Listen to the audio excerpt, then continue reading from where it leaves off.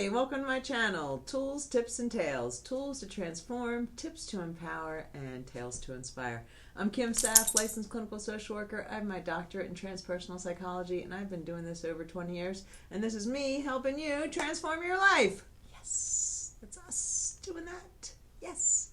All right, so in another tape, I talked about the costs of maintaining a behavior. And now we're going to do the flip side, the effort to avoid. Yeah. So it takes effort to avoid doing our work. And if you've been around me for any length of time, you've heard me say, everyone has to do their own work. Yeah, everyone has to do their own work. And by that I mean learning how to come into themselves from a place of acceptance, without judgment, and with compassion. I essentially learn to get right with myself. I make sense of my past experiences. I understand how they showed up in me, how I was impacted by them. I make sense of myself without judgment and with compassion. And when I do that, I start showing up, developing self-trust and self-love. Oh. That's the goal, developing self-love and self-trust. That's what we're doing here, right? But before doing this work, folks avoid it. No, no, no. I don't want to look at that. I don't want to look at my stuff. I don't want to look in there. I don't want to look at my pit. I want to keep covered with lids. Because when my fear and secure side's driving, my fear and secure side convinces me that the boogeyman lives in there. Yeah, my fear and secure side will have me believing that the boogeyland lives in my pit, and do not look in there because you don't even want to know what lives down there. No. So without even thinking about it, unconsciously, I just keep avoiding. Avoiding. Just looking in at myself. And folks will use this avoidance tactic for decades. Decades upon decades of avoiding doing their work. And the work is just getting right with themselves. I want to make sure you understand that. It's just making sense of ourselves without judgment and with compassion. Developing self-love and self-trust. Goodness. But until then, folks avoid it. And they avoid it via lids. Ways to avoid, check out, deny, escape.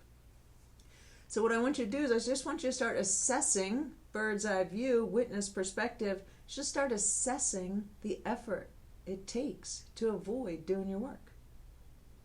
And then you can rate it, just like we did with the costs of maintaining. Right? So I'll give you an example.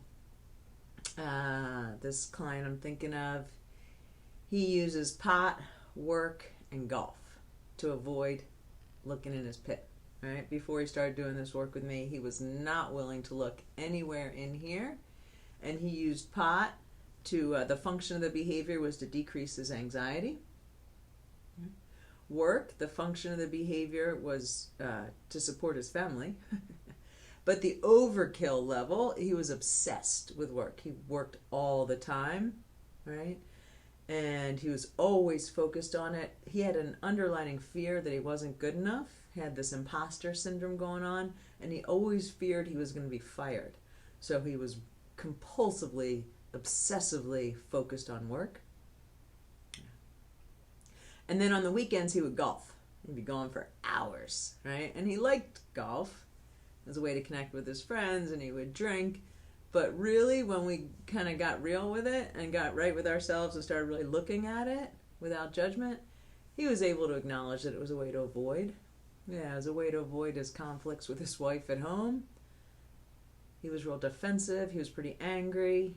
He would shame and blame outwardly instead of looking at himself and owning what was his to own, right?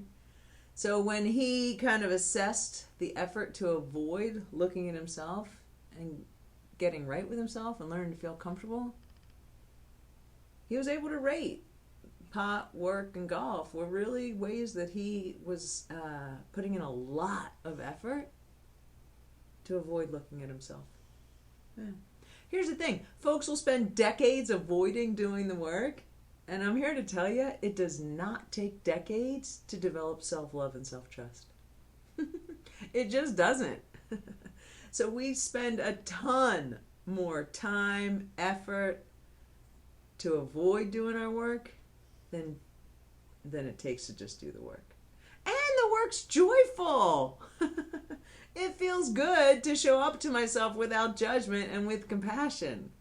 Yeah, I want that. It's goodness.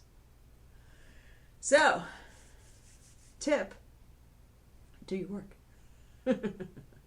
And one of the tools you can use is to really evaluate and assess the effort it takes to avoid it.